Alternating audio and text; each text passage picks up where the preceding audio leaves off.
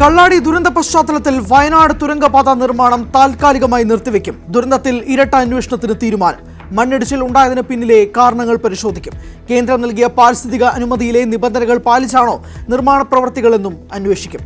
സ്വാഭാവിക മണ്ണിടിച്ചിൽ ഉണ്ടായോ എന്ന് സംശയമുണ്ടെന്നും വി.ഡി. സതീശൻ.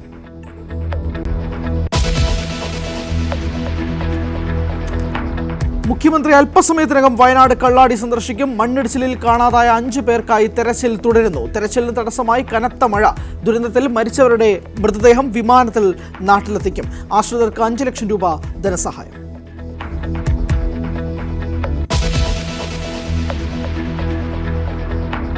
വിഴിഞ്ഞം പോർട്ട് ഓഹരി കൈമാറ്റം ആദ്യം അറിഞ്ഞത് പിണറായി സർക്കാർ എന്ന് മുഖ്യമന്ത്രി. ജൂൺ 5-ന് ദേശാഭിമാനി വാർത്ത ഉയർത്തി മുഖ്യമന്ത്രിയുടെ ചോദ്യം.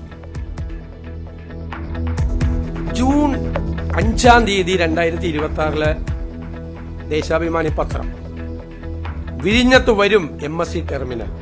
ഓഹരി വാങ്ങാനുള്ള ചർച്ച വേഗത്തിലാക്കി. ഇതെങ്ങനെ വന്നു ഈ വാർത്ത? എവിടെ നിന്ന് കിട്ടി ഈ സോഴ്സ്? ദേശാഭിമാനി പത്രത്തിൽ എവിടെ നിന്നാണ് ഈ സോഴ്സ് കിട്ടിയത്? കേരള താൽപര്യം ബലി കഴിച്ച് ഒരു തീരുമാനവും എടുക്കില്ലെന്നും മുഖ്യമന്ത്രി. PSCയിലെ ക്രമക്കേടുകൾ IG അജിത ബീഗം അന്വേഷിക്കും.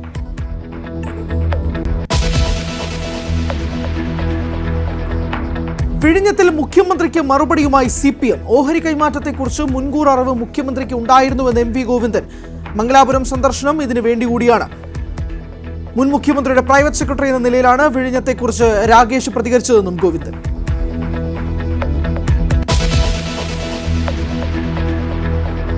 കശുവണ്ടി അഴിമതി കേസിൽ സർക്കാരിന് ഹൈക്കോടതിയുടെ രൂക്ഷ വിമർശനം. പ്രതികളെ സഹായിക്കാൻ സർക്കാർ ശ്രമിച്ചെന്ന ഹൈക്കോടതി. മുൻ സർക്കാരിനേക്കാൾ മോശം നിലപാടെന്നും വിമർശനം. പ്രതി ഉദ്യോഗസ്ഥരിലൂടെ വ്യവസായ വകുപ്പ് ഭരിക്കുന്നുവെന്നും കോടതി. വിവാദ ഉത്തരവിറക്കിയ വ്യവസായ വകുപ്പ് സെക്രട്ടറിക്കെതിരെ കോടതിയലക്ഷ്യ നടപടി.